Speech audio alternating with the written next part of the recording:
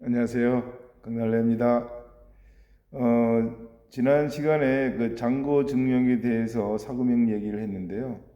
이 사금융업이라는 것은 사실은 이 사채업자와 이 사기꾼은 어떻게 보면 악어와 악어새와 같다고 볼 수 있습니다. 그래서 이 사채업자가 조금의 잘못의 유혹에 빠지면 바로 이 사기꾼으로 전락을 할 수가 있기 때문에 제가 늘 말씀드렸다시피 이 사채업을 배우는 것은 칼과 같기 때문에 자기 몸을 해칠 수도 있다라고 말씀드리는 겁니다. 그러면 사채업을 저 같은 경우에는 어떻게 하게 됐냐면요.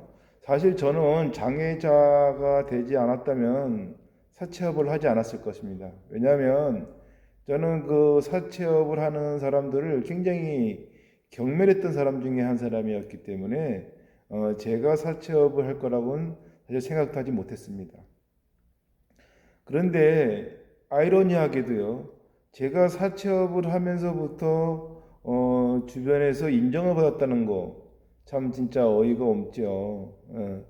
그 전에 제가 고등학교를 마치고 대학도 못 가고, 이 슈퍼마켓을 하고, 또 뭐 만화가게도 하고, 식당도 하고, 뭐 봉제 공장도 하고, 그러니까 뭐 좀 뭐 이렇게 좀 어디다 내세울 만한 그런 뭐 직업이 아니라 뭐 이제 한마디로 그냥 일단 보편적인 그냥 보통 사람 내지는 뭐 중하류 축의 어떤 삶을 살았다고 봐야지죠. 그 제 삶은 다 그렇게 구질구질해 갈 줄 알았는데 이제 제가 장애를 입고 사채업자가 되면서 완전히 그 인생이 그 바뀌더라고요. 왜냐면 일단은 뭐 학력이 낮던 뭐 또 잘생겼던 못생겼던 뭐 재능이 있던 없던 모두 다가 다 돈을 벌려고 하는 거 아닙니까? 연예인이 되든 뭐가 되든 연예인들도 얼마만큼의 개런티를 해주냐에 따라서 출연을 하고 안 하고 결정 짓는 거고 또 사업을 하면서도 이익이 얼마나 이익이 많이 남을까 안 남을까를 하는 거니까 결국 모든 것은 그 돈을 버는 것에 대해서 관심을 갖는 거니까 결국은 돈 장사하는 사람의 입장에서 볼 때 나름 그 어떤 그 뭐에 갑의 위치에 있는 일을 하게 되더라고요. 뭐 제가 사채업을 할 때 뭐 학교 선생님도 돈을 빌리러 왔고 또 뭐 학교 선생님뿐만 아니라 뭐 교장 선생님도 돈을 빌리러 왔으니까 뭐 선생님은 말할 것도 없고 또 뭐 유명한 뭐 정치인들도 돈을 빌리러 왔으니까 국회의원들도 뭐 돈을 빌리러 옵니다. 그러니까 뭐 돈을 빌려주는 입장에서 볼 때는 뭐 국회의원이나 제가 심지어는 옛날에는 검사한테도 돈을 빌려준 적이 있어요. 예? 그러니까 법을 집행하는 검사한테도 돈을 그러니까 아니 돈이라는 거는 뭐 검사, 판사 뭐 누구나 다 필요한 거 아닙니까? 그리고 또 그 필요한 거에 있어서 그 돈을 가지고 장사를 하는 직업이다 보니까 어느 순간 제가 교만해지고 건방져지더라고요. 근데 또 그 돈의 권력의 맛을 보면은 이런 다른 맛은 상상할 수 없는 맛을 느끼게 되실 겁니다. 그래서 사채업계에 보면은 대부분 어떻게 하냐면은 뭐 예를 들어서 부자지간, 형제지간, 뭐 매제, 매부, 처형, 처제 그러니까 순 가족끼리만 이 사채업을 하지 남에게 사채업을 가르쳐 주지 않아요. 사채업계 가면 다 혈연 관계에서 사채업을 합니다. 그런데 그런 사채업계 간행에서 제가 이 최초로 남에게 사채업을 가르쳐 주는 사람이었어요. 그러니까 명동에 저도 처음에는 뭐 남에게 사채업을 배웠죠. 그러니까 근데 그게 굉장히 어려웠어요. 왜냐하면 사채업을 가르쳐 주지는 않고 그냥 돈을 가지고 가면 투자만 하라고 그러지 사채업을 가르쳐 주지는 않아요. 그냥 당신 투자하고 이자나 받아 먹어 이러지 사채업을 가르쳐 주지는 않거든요. 저 같은 경우에도 거의 다 사채업 아마 그 이 창립 사채업자들은 대부분 다 스스로 배웠을 겁니다. 그리고 아이러니한 게 뭐냐면 그래서 사채업 중에 이제 카드깡이라는 사채업이 있어요. 그 카드를 그러니까 원래는 이제 물건을 사야 되는데 물건을 산 것처럼 해서 이 돈을 내주는 게 카드깡인데 이런 것도 사실은 카드깡 업자들을 보면요. 본인들이 카드깡을 해본 사람들이 카드깡 업자를 합니다. 그러니까 본인들이 일반인들은요, 카드깡이 뭔지도 모르는 사람이 되게 많아요. 그냥 신용카드라는 거는 물건 살 때 쓰는 거지, 그걸 돈으로 어디서 바꿔준다는 거를 알지도 못한 사람이 더 많을 겁니다, 아마.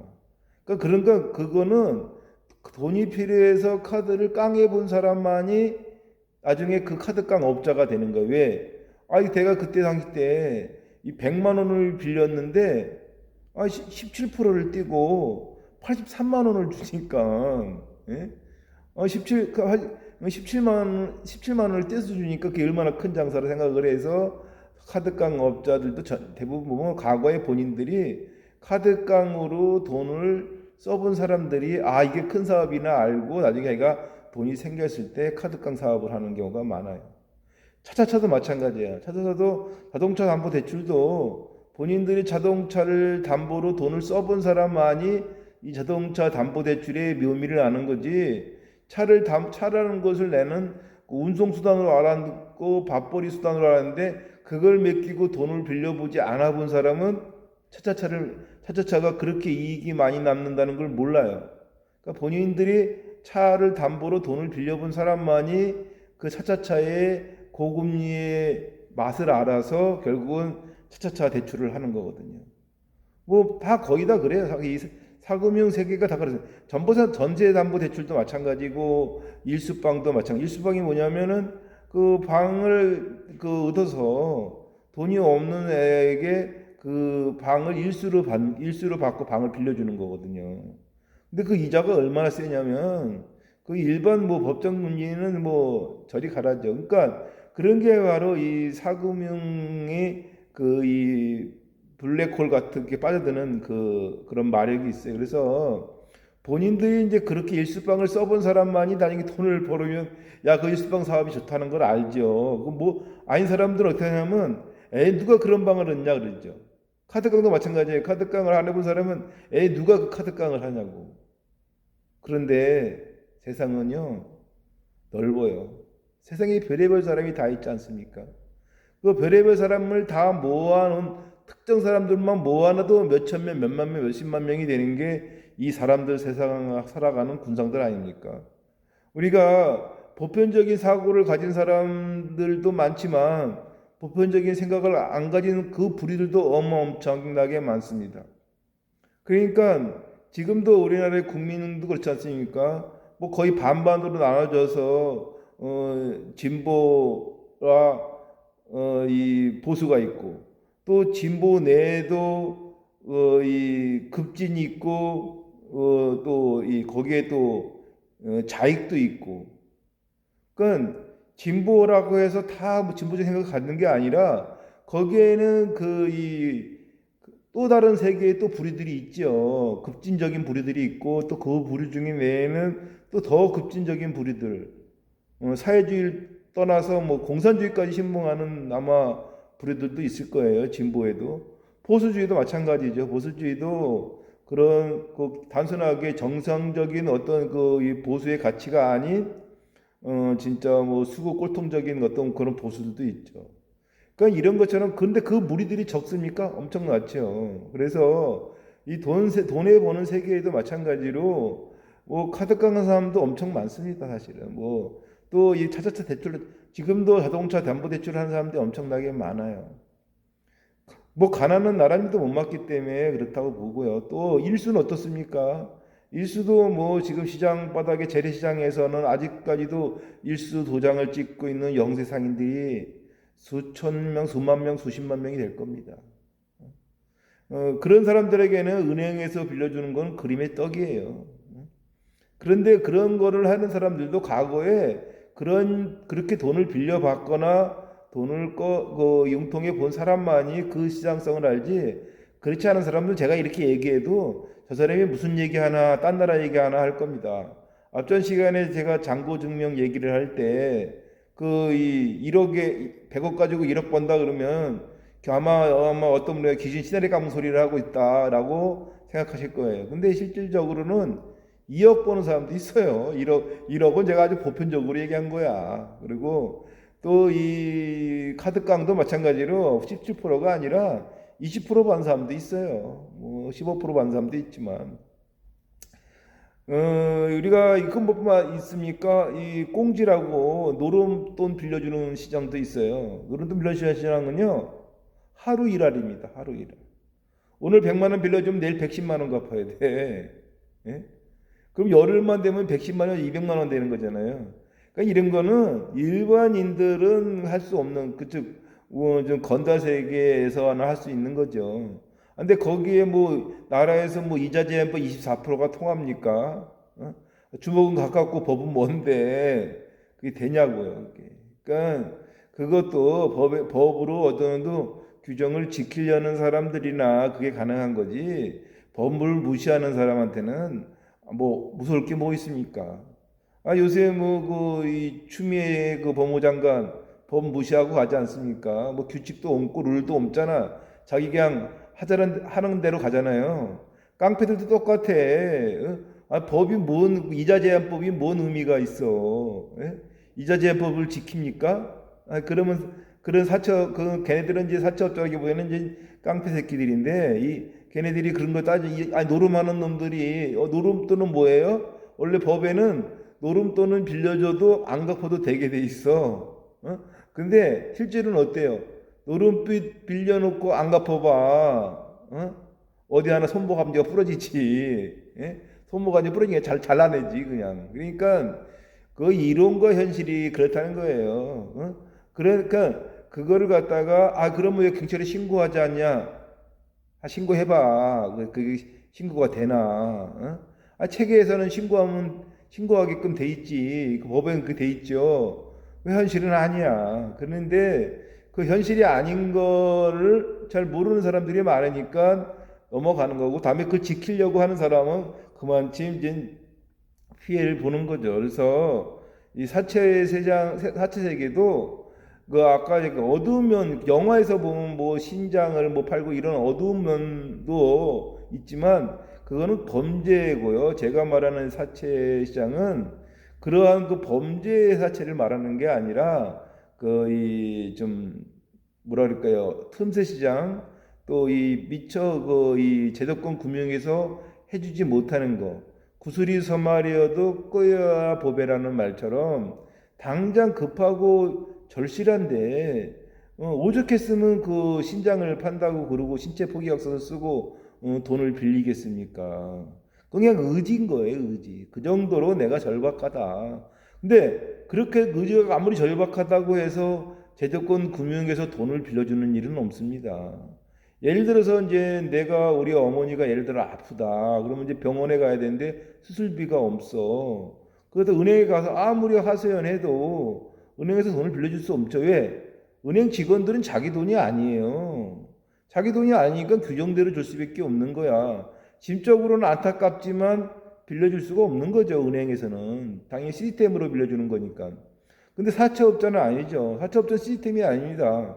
거기에 정이 들어갑니다. 정적으로 들어가서 그 사람의 마음을 헤아려서 빌려주는 경우가 많죠. 그러다 보니까 책대로 하지 않고 해줄 수 있다. 이게 바로 이 사금융의 이 장점이기도 하다라고 저는 말씀드리는 거예요. 그래서 돈을 갖다가 활용하는 것에서 우리가 돈을 버는 방법이 이제 크게 이제 세 가지가 있죠. 첫째는 이제 우리가 많이 알고 있는 주식 아닙니까? 어디에 투자해서 이제 그 회사가 발전이 되고 그래서 이제 주가 상승이 되는 거와 또 주가의 그 어떤 이 단기 투자로 인해서 이제 매매 차익을 얻는 그런 주식 투자로 해서 돈을 버는 방법이 하나 있고요. 또 하나 방법은 이제 부동산 아닙니까? 부동산에다가 투자했는데 그게 이제 땅 가격이 오르거나 뭐 개발이 되거나 아니면 뭐 역세권이 되거나 해서 아니면 그 아파트 단지가 뭐 앞으로 뭐 어떤 학군이 좋아진다 등등 해서 부동산을 투자해서 돈을 버는 방법이 이제 또 하나 있겠죠. 그러면 첫 번째는 그 주식을 해서 돈을 버는 거고 두 번째는 부동산을 통해서 버는 거고 세 번째가 뭐겠습니까? 바로 돈으로 돈을 버는 겁니다. 그래서 우리가 보통 이제 포트폴리오라고, 그러니까 자산 관리의 포트폴리오를 갖다가 우리는 현금 3분의 1, 부동산 3분의 1, 주식 3분의 1이라고 이렇게 하지 않습니까? 왜냐하면 주식이 폭등을 하면은 부동산이 내려가고, 부동산이 폭등을 하면 주식이 내려간다는 그런 규칙이 있어요. 그러니까 부동산이 막 열기가 일어나는데 어떤 미친 사람이 주식에 투자하겠습니까? 부동산에 투자해야지. 근데 마찬가지로 주식이 막 과열되고 있으면은 부동산에 별 관심이 없죠. 근데 부동산도 재미가 없고 주식도 재미가 없을 때, 그때는 바로 돈 장사입니다. 사금융이 또 그때가 이제 필요하죠. 왜냐면 그때는 주식 경기가 안 좋으니까 돈도 묶여서요. 왜냐면 주식을 팔면 손해니까. 거기다가 부동산 경기까지 안 좋으면은 마찬가지로 부동산에 투자할 수가 없지요. 그러면 이제 부동산이 매매가 이루어지지 않으니까 돈이 또 묶입니다. 그때는 현금 쥔 놈이 왕입니다. 그래서 제가 98년도 IMF 때 제가 재미를 봤던 것도, 그때 98년도 IMF 때 난리가 난 게, 그때는 현금 쥔 놈이 왕이었어요. 그때는 아파트도 대출이 차갖고 이자를 못 갚아서 아파트를 그냥 가져가라. 채무자들이 그런 경우도 많았고, 건물 같은 경우에도 그 대출 이자를 감당 못해서 그냥 경매로 넘어가는 게 줄줄이었으니까, IMF 때는. 그때는 현금 진 사람이 왕이었어요. 그때가 아마 4차 업계 최고 호황이 아니었나 저는 그렇게 생각합니다. 물론 그때 한쪽에서 이제 어음할인 같은 경우는 줄줄이 부도나는 바람에 어음할인하 보면 박살이 났어도 또 다른 쪽에 현금을 쥐고 있음으로써 그냥 거저 죽는 것들이 많았었어요. 부동산이라든가 이런 것들이. 그래서 이제 재산을 포트폴리오를 구축하는데 부동산에 대한 기재가 또 돈을 벌고 주식에 이제 기재도 돈을 버는데, 이게 잘 보십시오. 이 주식은요, 내가 결정권, 헤게모니를 쥐고 있는 게 아니에요. 내가 그냥 이거 트렌드를 제대로 읽는 것뿐이지, 결국은 결정권은 그 회사의 주체자가 있기 때문에 내가 한 방에 훅 갈 수도 있어요. 물론 내가 재수가 좋아서 소가 뒷걸음치다가 쥐잡는 격으로 주식으로 돈을 버는 사람도 있지만, 주식으로 영원히 돈을 버는 사람이 주변에 있나 한번 둘러보십시오. 벌었다가 다 까먹었다는 소리는 많이 나와도 주식으로 해서 계속 승승장구해서 부자가 됐다는 사람은 진짜 낙타가 바늘구멍 들어가듯이 어려울 거고, 그런 사람은 진짜 몇 안 됩니다. 그런 사람을 보고 주식 투자를 한다는 거는 제가 볼 땐 좀 어리석은 사람이라고 생각해요. 저희가 선물 거래사입니다. 89년도에 제가 선물 거래사 협회에서 주관하는 시험에 합격해서 제가 98년도에 선물 거래사 일기 자격증을 딴 사람인데요. 제가 주식의 문외한이라서 주식을 비하하는 게 아니라, 주식으로 해서 예를 들어서 주식을 장기적으로 해서 갖고 있던 그런 주식을 벌 수 있어도, 주식을 단기 투자를 해서 이 스프레드 차익 거래를 위해서 이익을 받다 갖고 부자가 됐다는 사람 난 주변에 본 적이 거의 없습니다. 누가 버냐? 증권거래소는 벌죠. 왜? 사고 팔 때마다 그 수수료를 먹으니까 걔네들을 버는 겁니다. 우리는 이런 거를 갖다가, 이거 점잖게 표현해서 그렇지, 우리말은 그런 것 갖다 노름판에서 꽁지 먹는 사람은 이 노름판에서 그 하우스장이라고 해갖고 이 노름판을 빌려주는 그 사람을 하우스장이라고 그러거든요. 하우스장은 계속 돈을 벌어요. 왜? 걔네들이 노름할 때마다 이 꽁지를 뜯으니까. 예? 그런 것처럼 이 주식은 누가 버냐? 개미들이 버는 게 아니에요. 개미들한테 한 상을 심어주는 증권사들이 돈을 버는 거죠. 즉 그것을 설명하는 애들이 돈을 버는 거고, 애널리스트니 펀드 매니저니 이런 애들이 돈을 버는 거지, 실질적으로 줬다 뺐었다 하는 거야. 이 주식이 따지고 보면 잠깐 맛보게 했다가 다시 또 뺏어 가지고 가고, 다시 또 맛보게 했다 뺏어 가지고, 줬다 뺐었다 하는 게 주식인데, 그 주식으로 돈을 벌어, 주식 투자해서 부자가 된다? 일시적으로는 부자 되겠지. 근데 결국은 망하는 거. 왜? 우리가 이 마약도 그래요. 한번 처음에 마약 할 땐 좋지. 근데 계속 맞으면 어떻게 돼요? 중독자가 되잖아. 결국 어떻게 돼? 몸이 망가지잖아요. 주식으로 해서 한번 돈을 벌었어. 그럼 어떻게 되겠어요? 계속 그 주식으로 해서 또 이익이 날 거라 생각해서 하지 않습니까? 로또는 어떻습니까? 로또 한번 맞아보세요. 로또에서 한 번 맞으면 미안합니다. 로또에서 한 번 맞으면 아마 평생 로또 살 걸. 왜? 맞아봤으니까. 근데 로또 사서 안 맞았어. 안 맞아본 사람은 어떻게 해요? 하다가 그냥 말겠지. 응? 사겠어요? 몇 번 사봤는데 떨어졌는데 아이 그럼 저거는 안 받는 거다 생각하고 안 받을 거라는 거죠. 그래서 로또를 사는 사람도 결국은 안 살 거다. 근데 맞아본 사람은 맞아봤으니까 사는 거죠. 주식으로도 돈을 벌어본 사람은 주식으로 돈을 주식에서 돈을 벌어봤는데 그렇게 해서 부자가 되면 계속 투자를 하겠죠. 근데 결국 어떻게 돼요? 노름 계속하면 어떻게 됩니까? 결국 노름으로 부자 되는 사람 없어요. 어? 마찬가지로 주식으로도 부자 된 사람 많지 않습니다. 어? 중간에 손절매 했으면 모를까 계속 주식 투자로 돈을 벌겠다고 한 사람, 주구장창 한 사람은 결국 막장에는 깡통 찹니다. 제가 지금 60% 그런 걸 많이 봤어요. 그러니까 뭐 그런데 다음 이제 두 번째는 이 부동산 아닙니까? 근데 부동산은 어때요? 부동산은 땅은 거짓말하지 않는다라는 말이 있잖아요. 땅은 거짓말하지 않는다. 아니 우리나라 같이 부동산 공화국이 어디 있습니까? 어? 진짜로 땅은 거짓말 안 하는 것 같아. 사놓으면 언젠가는 오르는 것 같아요. 더욱이 이제 어떠한 특히 이 좌파 정권이 들었을 때마다 부동산이 폭등을 해요. 노무현 정권 때도 폭등했고 지금 이 문재인 정권 때도 지금 폭등하거든요. 한 번씩 그냥 폭등할 때 그러니까 제가 좌파 정권 딱 들었을 때 야 이제 부동산 값 또 오르겠다 이런 촉이 오더라니까요. 왜? 노무현 때 한번 경험했거든. 부동산 폭등하는 거를. 그러니 또 이번에도 또 어지없이 또 부동산 폭등하더라고요. 근데 부동산 폭등하는 게 왜 폭등할까 생각해 보니까 그건 제 사견입니다만 이래야 이제 판이 바뀌는 거야. 어? 이 세상이 바뀌는 거죠.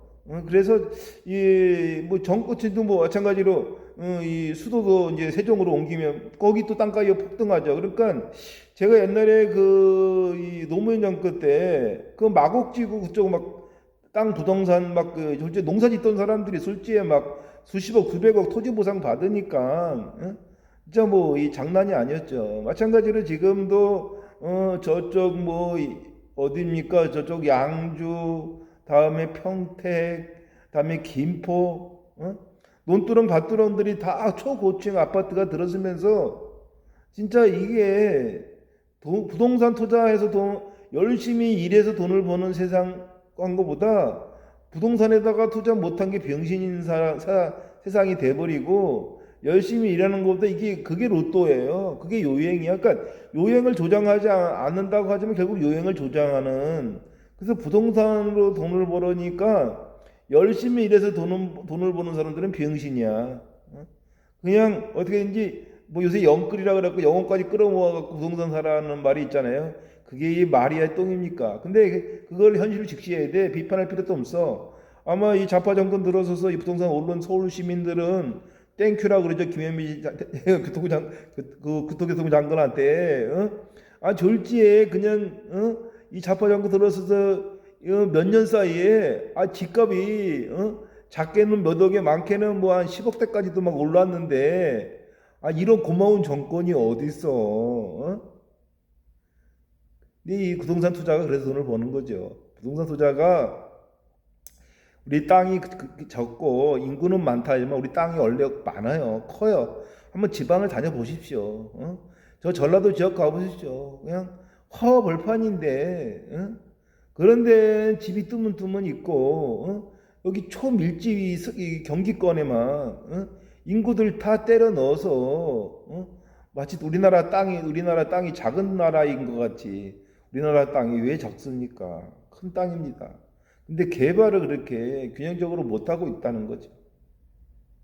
그게 위정자들이 결국은 그렇게 부동산을 잡는다고 하는 게 아니라 부동산을 튀기는 거죠. 말로 입으로는 잡고 속으로는 튀기고. 이게 지금 왜냐면 이 사람들은 그 경제를 모르는 사람들이에요. 이념에 빠진 사람들이라서 그 이념주의로 가는 거지 경제적으로. 왜냐면 이 사람들 평소에 돈 벌어본 사람들이 아니에요. 다 입으로 먹고 사는 사람들이지. 이 사람들이 진짜로 몸으로 겪어본 이 서민들의 마음을 압니까? 이 사람들이 카드깡을 압니까? 이 사람들이 자동차 대출을 압니까? 모릅니다. 이 사람들은 그냥 이념만을 위해서 가는 사람들이에요. 돈을 벌어볼 적도 별로 없는 사람들이야. 그 세치혀로 그냥 사람들 혹세무민하는 거죠. 자기가 한 말도 안 지킨다 그래서 조국이라는 사람은 조적조라는 말이 나왔지 않습니까? 아니 자기가 한 말을 자기가 돌려받는 거야. 웃긴 거잖아. 그러니까 자기한테 할 말을 남한테 하고 살면서 먹고 사는 거죠. 자기 스스로 자기 자신한테 할 말을 남한테 가르치듯이 하고 사는 거야. 개천에서 용보다는 뭐 개구리가 됐다고 그렇게 살아도 행복하다고 자기 자신한테 얘기했어야지 남한테 얘기하는 게 아니라. 이 사람들은 그런 상황이 우리 대한민국이에요. 이 보수들도 마찬가지예요. 보수들도 별로 돕긴 겠기냐.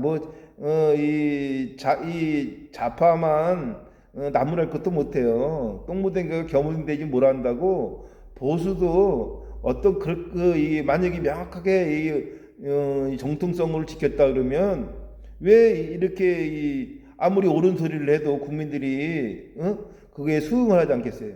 지금 보수들이 옳은 소리를 해도 국민들이 이 호응을 못 해주는 이유도 마찬가지예요. 그네들도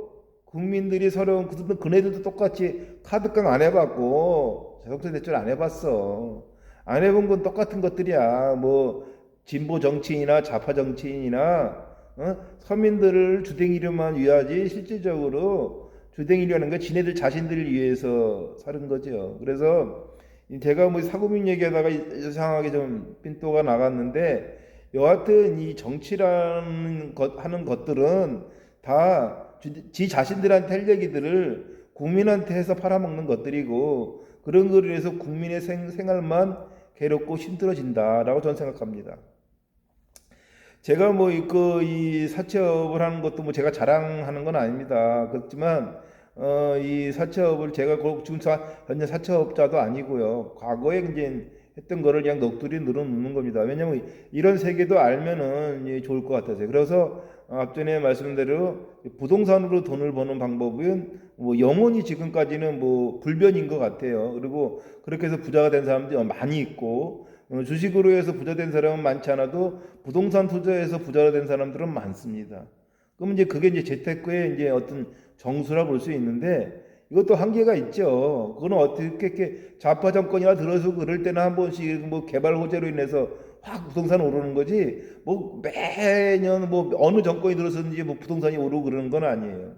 좌파 정권 들었을 때만 부동산이 폭등을 하지. 그 외에는 그냥 레귤러로 갑니다. 그냥 경제 규모와 GNP와 어떤 경제 발전에 의해서 이게 이 점진적으로 부동산 가격이 올라가고 이렇게 되고 그러지. 이렇게 좌파 정권 들었을 때는 개발 호재가 막 여기저기서 막 일어나 갖고 막 폭등을 하는 이런 일은 저도 인생의 역시 살면서 좌파 정권 말고는 폭등해서 부동산 재미를 본 적은 없는 것 같아요.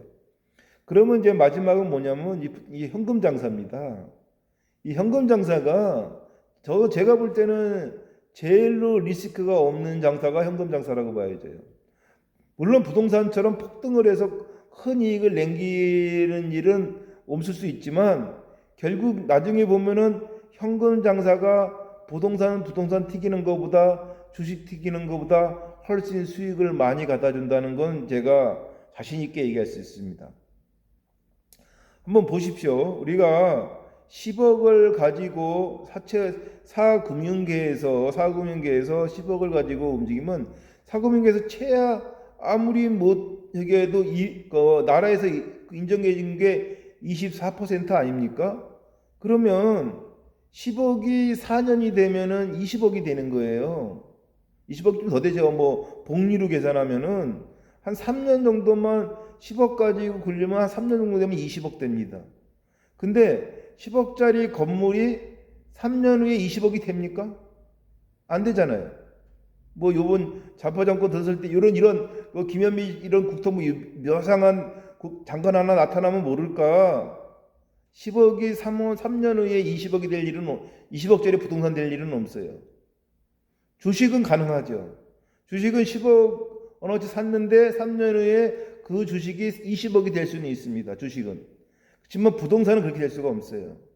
근데 주식은 그렇게 되지만 주식은 또 한 방에 훅 날아갈 수도 있죠. 20억이 바로 10억이 될 수도 있죠. 근데 현금 20억이 갑자기 10억으로 내려갈 일이 있습니까? 없잖아요. 그러니까 10억이 3년에 20억이 됐는데 어떤 이슈로 인해서 20억이 다시 10억으로 내려갈 일은 없어요. 하지만 주식은 내려갈 수 있죠.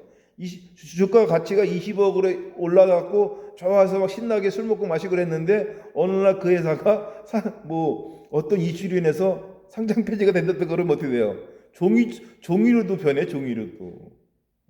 돈이 아닌 거로도 변해. 근데 현금은 안 그렇죠. 20억이 됐으면 20억인 거예요. 또 20억 가지고 또 2년 굴리면, 3년 굴리면 또 40억 되는 거야. 또 40억 가지고 3년 굴리면 100억 되는 거야. 현금 장사처럼 그 확실한 장사가 어디 있습니까? 띠끼는 일만 없다면 현금 장사만큼 확실한 사채업은 돈 장사가 없기 때문에 사실은 그래서 세계적인 그 유태인들이 세계를 좌지우지하는 이유도 그네들은 바로 돈을 상품으로 여기고 있기 때문에 가능한 겁니다. 우리가 어릴 때 그 돈 좀 밝히면 뭐라 그럽니까? 싸가지 없다, 아니면 대바라졌다 이래. 어릴 때부터 돈을 밝혀야 되는 겁니다. 근데 이 사금융에서 우리가 제도권 금융은 그네들 돈이 아니잖아요. 국민의 혈세와 그 회사의 자본금으로 어우러진 그런 돈이기 때문에 시스템에 의해서 간다면 개인적이 가지고 있는 돈은 내 마음대로야. 내가 꺼주고 싶으면 꺼주고, 내가 꺼주기 싫으면 안 꺼주고 되고, 내가 많이 받고 싶으면 많이 받고, 내가 적게 받고 싶으면 적게 받는 거예요. 내가 친한 친구가 와서 돈을 빌려달래. 그럼 내가 일부에도 빌려줄 수 있는 거야. 아니면 은행 금리처럼 0.3부에도 빌려줄 수 있는 거야. 안 그래요? 은행 이자만 받겠다 생각하고 1억 빌려주면서 은행에서 내가 의자가 한 23만 원 정도 나오는데 너 은행의 이자만 갚어. 아주 굿 프렌드지요. 왜? 누가 1억을 23만 원 이자 받고 빌려주겠어요? 근데 또 어떤 일이 있습니까? 1억 가지고 200만 원 받는 사람도 있잖아요. 그건 다 남이니까 모르니까. 그 사람은 근데 저는 이 사채업이라는 게 이렇게 내가 좋은 일도 할 수 있는 거예요.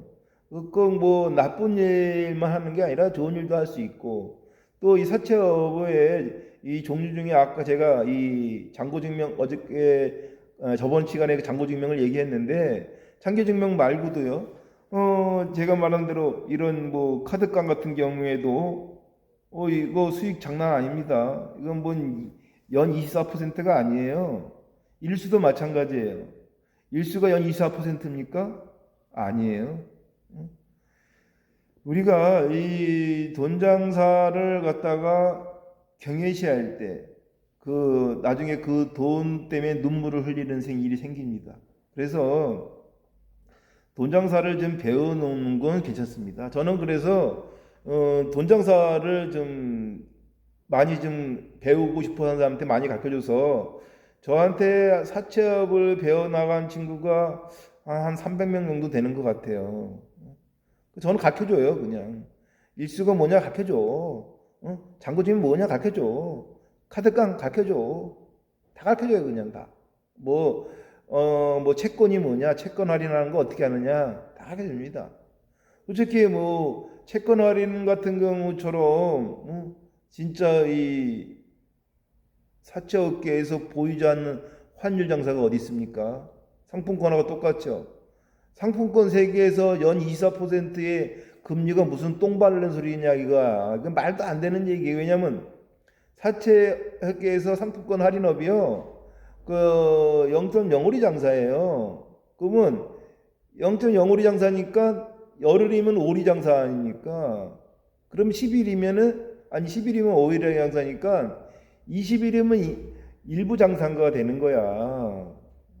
그러니까 한 달에 근데 그게 한 번 돌아갔을 때예요. 하루에 2번 돌려봐. 그러면 5리가 아니지. 0.05리가 아니라 일부가 되는 거예요. 일부가. 그러니까 3번, 4번 돌릴 수도 있어. 그러면 1억 가지고 시작을 해서 한 달에 내가 옛날 경험으로는 10억 가지고 한 달에 한 2, 3억 버는 것 같은데, 한 달에. 10억 가지고 한 달에 2, 3억. 그러니까 한 3, 4, 5개월에 10억 가지고 10억 버는, 10억이 되는 거지. 근데 그게 상품권만 그런가요? 아니에요. 어음도 그래, 어음 할인업도. 채권 할인도 마찬가지야. 이게, 이게 우리가 일반인들은 알고 있는 내가 비하인드, 진짜 엄청난 비하인드가 하나를 앓게 되려면 뭐냐면, 상품권을 갖다가 사고 어음을 사갖고 내가 계속 가지고 있으면 그런 이윤이 될 수가 없죠. 근데 어떻게 돼요? 사갖고 바로 파는 거야. 응? 채권도 사서 바로 팔고, 상품권도 사서 바로 팔고, 응? 어음 사서 바로 파는 거지. 가지고 있는 게 아니에요. 가지고 있는 건 또 다른 영역이야. 제가 이번에 대로 상선, 중선, 하선이 있다면, 응? 중선, 하선은 그냥 바로 대파는 겁니다. 그렇기 때문에 이익이 연 24%가 아니라 50%, 100% 넘고 200% 되는 겁니다. 그 사람의 역량에 따라서. 그래서 사채업을 얼핏 아는 친구들이 사채업을 무시하는 거지, 사채업 제대로 알면 다른 사업 못해. 다른 사업 하기도 싫어. 왜? 힘들잖아. 힘들어서 안 해. 그래서 사채업을 모르는 친구들이 뭐 주식 얘기하고 부동산 얘기하는 거지. 솔직히 저 같은 사람은 지금 내가 사채업을 안 해서 그렇지 진짜 우스워. 뭐 부동산에 돈 벌고 뭐 이 주식에 돈 벌었던 사람들 얘기 자랑하면은 속으로 그래요. 아이 비영신. 제대로 돈에 대해서 알지도 못하는 게, 이런 소리를 제가 옛날에 했었어요. 한 50대 때나 40대 때는 사채업을 모르면 뭐 주식에서 돈 벌고 뭐 부동산에 돈 벌고 그러면은 에휴. 왜냐면 그게 좀 가짜나 보이잖아. 어? 예를 들어 볼게요. 100억짜리 건물을 가지고 있는 사람이 있어. 100억짜리 건물을 가지고 있는 사람. 그럼 이 100억짜리 건물을 가진 사람은요, 자기가 할 수 있는 재테크가 뭐냐면 그 건물에 가진 세입자들이 주는 월세가 그 사람의 생활할 수 있는 최고의 뭐 반경 아니에요? 그러면 예를 들어 100억짜리에서 나올 수 있는 임대 수익이 얼마가 되겠습니까? 아마 잘 나와야 한 1,000만 원 나올 거야. 1,000만 원. 아니 2천만 원 나온다고 칩시다. 2천만 원. 100억 가지고 잘해야 한 2천만 원 정도의 그 월세가 나올 거예요. 그럼 그거 가지고 이제는 뭐 세금 내고 뭐 내고 그러면 아마 본인들한테 한 인컴 되는 게 한 1,000만 원, 월 1,000만 원 정도 되겠죠. 그런데 사금융에서요, 100억 가지고 하면요, 거꾸로 매달아놔도 월 1억이야. 아주 리스크 제로인데다가 투자해도 월 1억은 벌립니다. 월 1억. 월 1억 벌리는데, 그러면, 그래서 저 사람은 100억까지 건물 가졌는데 월 수익이 1,000만 원이니까 어떻게 해요? 1,000만 원으로 살아야 하는 거야. 해외여행 제대로 못 가. 그냥 건물 주다 해갖고 그냥 세입자들한테나 큰 소리 뻥치고 친구들한테나 건물 100억짜리 가지고 있다고 할 뿐이지, 사실은 사채업자 10억 가진 사람만도 못하게 되는 거예요. 10억 가진 사채업자가 한 달에 운영해서 굴리는 게 거꾸로 매달아놔도 2천만 원은 벌어. 10억 가지고 거꾸로 매달아놔도 2천만 원은 번다니까. 그러면 10억 가진 현금 사채업자보다 못한 게 100억짜리 건물 주인이에요. 안 그래요? 10억 가진 사채업자는 최하 못 벌어도 월 2천을 벌거든. 그러니까 최하가 2천이니까. 근데 100억까지 건물 주인은 용 떼어도 그냥 2천이고 아니면 그냥 1,000이야. 탈세 안 하면 2천이고 탈세하면 2천이고 탈세 안 하면 1,000이야. 근데 사채업자는 그냥 최하가 2천이에요. 이 10억 가지고. 그러니까 10억 가진 사채업자는 100억 가진 건물주는 똑같은 거야. 그러니까 100억 가진 사채업자는 100억 가진 건물주하고 레벨로가 다른 거예요. 100억 가진 사채업, 100억으로 사채업을 하는 사람은 10억 가진 사채업자하고 100억 가진 건물주하고는 이 레벨이 달라. 레벨이 노는 레벨도 달라. 노는 레벨도. 100억 가진 사채업자는 그냥 국회의원도 만나고 그냥 진짜로 그냥 못 만나는 사람들이 없어. 뭐 판검사도 다 만나. 근데 100억 가진 건물주는 그냥 월세 세입자들 이렇게 더 만나겠어. 이게 바로 이 금융업이에요. 사금융업이 제대로 알지도 못하면서 맛을 제대로 못 보니까 고기가 이런 말 있잖아요. 뭐 중이 뭐 고기 맛을 봐야 승복을 벗는다. 뭐 이런 좀 스님을 비하하는 말 같지만 그런 농담이 있잖아요. 마찬가지로 사금융을 운영해 보지 않은 사람들은 그냥 주식이 전부인지 알고 부동산이 전부인지 알아. 근데 이 사금융을 해본 사람은 이렇게 이제 뭐 조금만 자금을 해본 사람들은 그런 걸 모르죠. 근데 큰 자금을 굴려본 사람들은 알죠. 이 사금융처럼 사금융이 어떤 게 책에 나온 대로 뭐 연 24% 그거 아니야. 그거는 대부업이라 그래 갖고요. 그 이제 우리가 알고 있는 그 이자 제한법이라는 그거는 일반 단순한 그 월변 그때 이자 제한법이라는 게 있는 거고 월변을 떠난 다른 사금융 세계에서의 자금 운영은 기본이 이하입니다. 아니 우리 유통업도 기본이 이하 아닙니까? 그리고 합법적으로 유통되고 있는 모든 공산품의 유통 마진이 20%라는 거는 아마 거의 상공인들이라면 다 알고 있을 거고요. 다음에 제조업체는 어떻습니까? 제조업체의 유통 마진은 3.3 아닙니까? 공장 주가가 만약에 3,000원이면 중간 유통상의 총판이 3을 먹고 마지막 소비자가 3을 해서 333이 아주 그냥 공식화된 건데 사금융은 어떻겠어요? 사금융도 마찬가지예요. 사금융 그 이상이 있죠.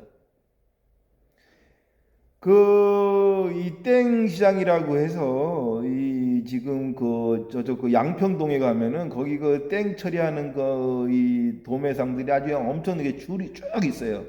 옛날에 이제 그 종로에 있던 게 이제 글로 몰려갔는데 거기 그 땡 하는데 가서 아마 현금 가지고 흔들어 보세요. 예? 하루에 100억으로 하루 100억 벌 수도 있어. 그거 먹어보지 않은 사람은 말을 하지 말아요. 100억 가지고 100억 버는 거 상상이나 해요? 10억 가지고 10억 벌어. 돈 놓고 돈 먹기야. 그 상행위로, 이 사금융이 상행위로 포장돼서 상행위로 보지 그거를 갖다 사채업으로 안 보잖아. 근데 그 사채업자가 끼게 돼 있어요. 그 일반인들은 모르지. 회사가 부도 나갖고 그냥 땡으로 물건 나올 때 그 땡을 갖다가 현찰진 놈이 현찰로 왼손 오른손에서 바로 그 넘겨버린다니까요. 그래서 그냥 앉은 자리에서 10억 투자해갖고 앉은 자리에서 그냥 5억 3억을 그냥 앉은 자리에서 벌어. 사채업이라는 게 그런 게 사채업이에요. 뭐 어디 뭐 철수 아버지가 뭐 개똥이 엄마한테 뭐 100만 원 빌려주고 뭐 월 이자 2만 원 막 이거 아니야. 그런 사채업 말고도 사채업 세계는 무궁무진합니다. 땡 물건도 그렇고 아까 뭐 극단적인 뭐 노름꽁지도 얘기했지만 노름꽁지 아니도 제가 옛날에 그 가락시장에서도 이 돈을 빌려준 적이 있는데 가락시장에서도 마찬가지 이런 큰 도매시장 뭐 영등포 청과시장이라든가 다음에 뭐 이 인천의 이 9월도 지금은 옮겨졌지만 옛날에 9월동 그 농수산물 시장이라든가 예? 다음에 노량진 수산시장이라든가 아니면 저기 또 이 마장동 그 우시장이라든가 독산동 우시장이라든가 아니면 저기 그 뭐 어딥니까 그 여기 그 종로 예?